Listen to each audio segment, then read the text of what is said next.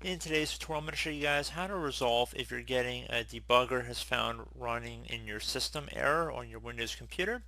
So typically this will come up when you're trying to launch a game or another application of that nature and you're getting this error pop up. This tutorial will be for you. The first thing I would actually recommend trying to see if you can open up your antivirus and add an exception for your executable or whatever your game launcher is.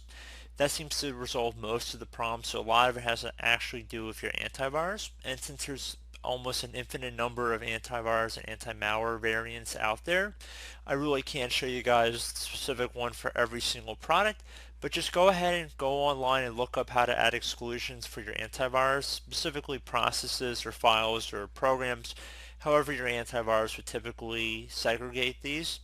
And that's something you would definitely consider. And there's also other ways you could do about it as well. So if you had any restore points, you're welcome to go ahead and try and open them up. So if you open up the start menu, type in system restore.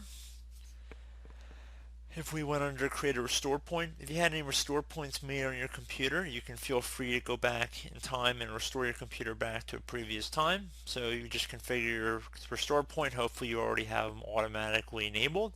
And you also have the ability, if that didn't work or that didn't resolve the problem, if you went underneath Windows Update. And if you want to check for updates, I was just checking for any updates also. So there's a couple of different ways how to hopefully resolve the problem. It's kind of a generic issue. A lot of it, like I said, has to do with your antivirus or anti-malware application. So that would be more antivirus specific, but I hope that I can lead you guys in the correct direction. And once you know you have to add an exclusion for your antivirus, it shouldn't be that hard to find the information you're looking for. So I do hope this brief tutorial was able to help you guys out. And as always, thank you for watching. And I do look forward to catching you all in the next tutorial. Goodbye.